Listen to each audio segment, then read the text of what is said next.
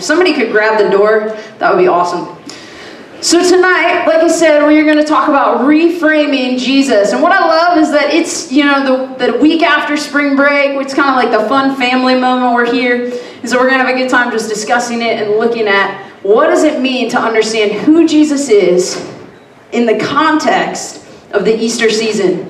And so if you aren't sure what Easter is or why we celebrate it, you've probably heard of it. Obviously, you guys get vacation for it. But here's why we celebrate Easter. A lot of times you hear about me talking about how Jesus sent his son to die on a cross for you. And that happens on Good Friday in history, right? So that's when that took place. But what's so important about that story is that Jesus didn't stay dead. That when Jesus died on the cross, that wasn't the end of his life. That wasn't the end of his ministry, because if he had, then everything else we've learned about would mean nothing. If Jesus had stayed in the ground, in the tomb, everything we've learned about would mean nothing. But something happened 3 days later. Jesus conquered death. He rose from the grave, giving us all the power and access to who he is, giving us direct connection to God, direct connection to our Father. But a lot of times I think what happens is, especially when we're in middle school, when we're beginning to ask questions like, who is God? Is this real? We start to put filters in front of what we believe about Jesus. We start to question, is Jesus even real? Is God a real person? Is this all real or not? And we begin to put filter after filter of what the world says about Jesus, what our friends say about Jesus, what maybe our teachers say about Jesus, and that begins to skew the view that we have for him. So we're going to look at tonight through kind of the picture of filters. Now, I found a picture of myself, and here's the thing. Has anyone ever had their parents take a picture of them that was just absolutely horrible, right? Like, you look at it, and then it's like, get in the picture, honey, and then there's no filter in the world, no Instagram levels that is going to save that picture, right? Who's had that? Anybody? Most of you, I guess, my bet would be have that. But here's mine. I found this the other day.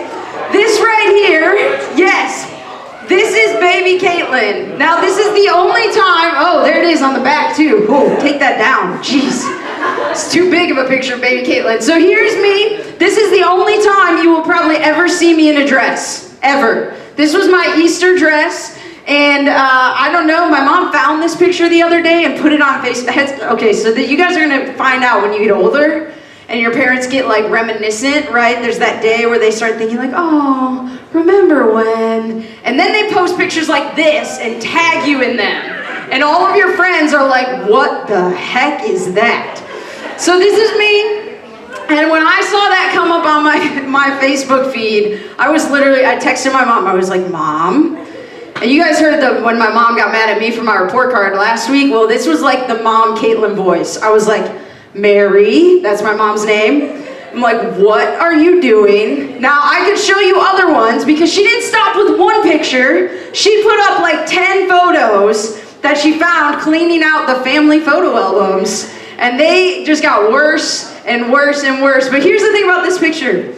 So many times we see pictures like this or those pictures that we have where we go, man, I've got to cover this up. I've got to change how this looks. And we try everything we can to put filter after filter after filter. Has anyone taken a selfie? How many of you have taken a selfie, right? Raise your hand. The adults in the room are looking at me like, no. They're like, oh, maybe yesterday, right? So who has ever taken the selfie and then you end up taking 16 selfies because you can't get the angle right? You're like, maybe if the sun's in my eyes over here. Yes. Why? Why do we do that? Because we want people to see us how we want them to see us. Look, they're taking a selfie right back here. But Mr. Justin is going to see that later. You guys got to find that and post that on Facebook. You what? Oh, see, he's got shy. No, so why do we do that? Because we are desperate for people to see the image of who we think it is. And I think a lot of times we allow the world to put filters on Jesus, to put filters on God and say, this is who you should think he is. Or maybe we start to allow the world to put filters so far over who God is that we begin to doubt if he's even real because we can't see him. Or maybe we can't feel him. And so I want to demonstrate something real quick, because so many times I hear from you guys, well, maybe if I would believe in Jesus, or I would believe in God if I could just see him. So here's what I want to do. I need a volunteer. One person. Yeah, okay, come on up. So, Elise, come on up here. Come on up. Okay, everybody say hi, Elise. Hi. So, Elise, you are standing in front of us. Yes, you are. Okay, you've got your what? You're standing, no, you're still in front of them. Okay, so you're standing here. Now, here's what I want you to do. I want you to go behind the curtain back there, okay? It's easy. Go ahead, go back there. Yes. Now, Elise is behind the curtain. Elise, are you still there? Yeah. Are you sure? No. No, you don't know if you're still there. That's weird. Can you tell me about your spring break? I sat home and watched TV all week. All week you watched TV. Did you watch anything good? No. What did you watch? I watched YouTube. YouTube, so not even TV. No. What did you watch on YouTube? I watched Good Mythical Morning. Good Mythical Morning. I don't know what that is. That sounds weird. Now, okay, Elise, stay where you are. Here's my question for you. Is Elise still in the room? Yes, of course she is. She's right back there. How do you know that Elise is still in the room? Hold on, raise your hand. Okay, how do you know Elise is still in the room? Right here. She's talking. Great. Anyone else? Yes. You didn't see her leave, right? You just saw her walk back there. Okay, how else? You can hear her. Okay, one more, right there, white shirt. I told her to go back there. Listen, here's the thing. Elise, you can come back down here. Give it up for Elise. Here's the thing. So many times in our life we say, man, there's no way Jesus is real. There's no way he exists because I can't see him. But if that's true, then Elise was not still in the room. Because you could still hear her. You knew that she had never left. You knew she was right there with you. She was right there with us. And the same is true about Jesus. The same is true about God. No, we can't see him. We can't, physically be in his presence, but we hear him. We experience him. We know his love. And so I'm going to read out of Romans chapter 1, 16 through 25, and we're going to talk about some different ways that I believe we can begin to reframe Jesus, so not only that we know he's real, but that we begin to understand the access that we have to him. So here we go. Romans chapter 1, starting in verse 16, it says, "For I am not ashamed of this good news about Christ. It is the power of God at work, saving everyone who believes, the Jew first and also the Gentile. This good news tells us how God makes us right in his sight. This is accomplished from start to finish by faith. As the scriptures say, it is through faith that a righteous person has life." Now pause there. That word faith, what we're talking about there is faith is being able to believe in something that you can't see. Okay, so what the writer's saying is, listen, it's through your faith, it's through your ability to believe even though you can't see that you are saved. It's through faith that a righteous person has life, that you have access to God. Continues on, it says this, "But God shows his anger from heaven against all sinful, wicked people who suppress the truth by their wickedness. They know the truth about God because he has made it obvious to them. For ever since the world was created, people have seen the earth and the sky. Though through everything God made, they can clearly see his invisible qualities, his eternal power and divine nature, so they have no excuse for not knowing God. Yes, they knew God, but they wouldn't worship him as God or even give him thanks. And they began to think up foolish ideas of what God was like.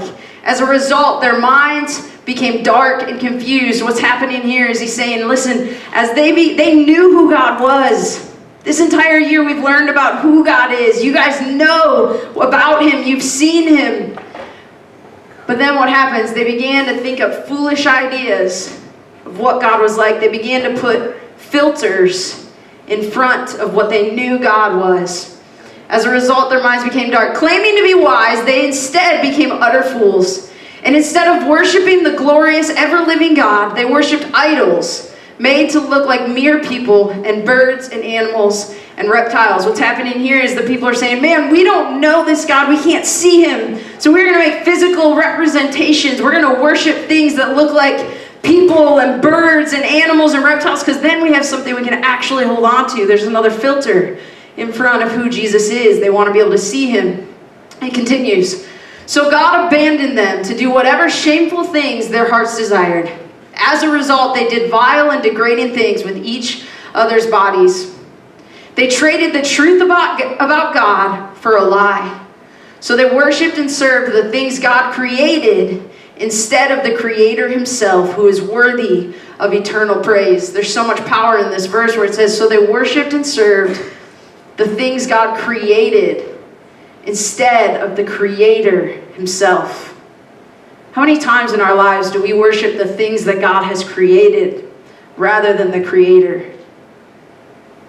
How many times in our lives do we say, man, I can see this thing. Maybe it's popularity. Maybe it's, a sports team. Maybe it's a desire to be pretty enough or athletic enough. And we say, I can see that. So I'm going to worship that rather than worship the God who made me to do that. I'm going to worship the thing God created rather than worship the Creator. But here's what I love. In Romans chapter 11, verse 36, it says this. It says, everything comes from God and exists by his power and is intended for his glory. Everything comes from God. It exists by his power and it is intended for his glory. Guys, you guys have so many different gifts and talents and abilities and have been given so many things, but so often we begin to worship the thing rather than worship the Creator. But if it wasn't for Jesus, if it wasn't for that moment that we're going to celebrate in a week, we would not have access to any of that stuff. So what is tonight all about? It's about understanding this simple truth, that even though sometimes we think God is far, even though we can't see him or we don't know that he's here, maybe we can't feel him, that just like Elise never left the room, Jesus has always been here. Jesus has always been here. In the midst of your darkest moments, in the midst of the times where you say, there's no way God is in this, he's there. In the midst of the times where you are riding the high and everything's going great and you don't think you need him, you don't want him, Jesus is there. When you can't see him, he's there. When you don't know, he's there.